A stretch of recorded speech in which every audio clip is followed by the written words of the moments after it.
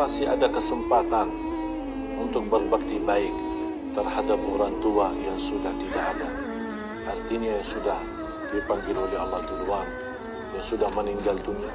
Apakah masih ada kesempatan dalam ajaran Islam untuk kita bisa berbakti baik? Alhamdulillah, masih ada kesempatan. Dengan taubatan nasuha, ikhlas, kita kembali kepada Allah Subhanahu wa taala, masih punya kesempatan untuk berbakti baik dengan dua amalan. Yang pertama, bersedekah. Bersedekah atas nama orang tua kita, di mana saja berada. Sedekah seberapapun dan apapun, dimanapun.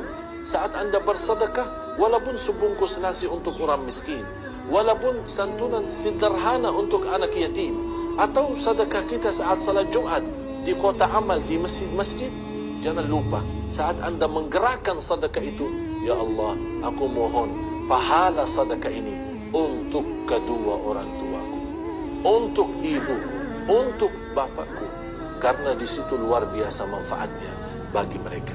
Karena ada tugas malaikat, begitu kita sudah bersedekah atas nama mereka, akan sampai cahaya yang begitu indah dan luar biasa dahsyatnya untuk kedua orang tua.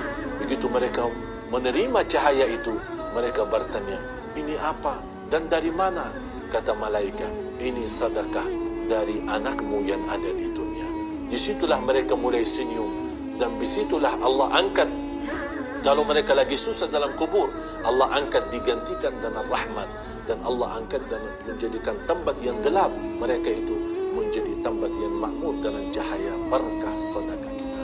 Oleh karena itu, setiap anda bersedekah, saya usulkan jangan lupa orang tua kita.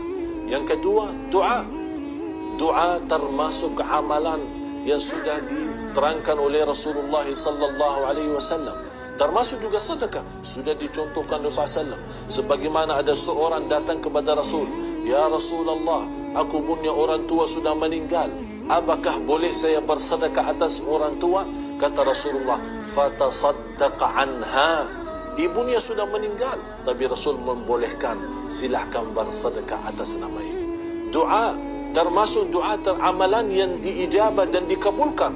Seorang anak yang salih yang mendoakan orang tuanya, termasuk salah satu sunnah Nabi kita, Nabi Muhammad sallallahu alaihi wasallam. Fantasnya setiap kita tahajud, setiap kita berdoa dalam sujud, setiap kita mengangkat tangan, sebelum kita meminta hajat buat diri kita, sebelum kita minta hajat buat keluarga kita, sebelum kita memohon rezeki untuk keturunan kita, kita berdoa untuk kedua orang tua kita. Rabbighfir lahuma warhamhuma kama rabbayani saghira. Setiap waktu tidak doa, setiap sujud berdoa, saat turunnya hujan berdoa, antara azan dan iqamah berdoa. Semua doa, jadikan bagian doa itu, sebagian daripada doa itu untuk kedua orang tua kita, supaya Allah menenangkan hati mereka di dunia kubur dengan doa dan berkah cahaya doa kita yang diberikan oleh Allah Subhanahu wa taala.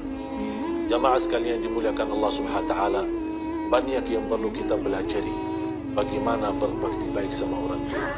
Tapi insya-Allah dengan apa yang saya sampaikan, mudah-mudahan menjadi bermanfaat, bisa kita jaga dan bisa kita amalkan, supaya Allah Subhanahu wa taala angkat derajat kita, supaya Allah balas menenangkan hati kita.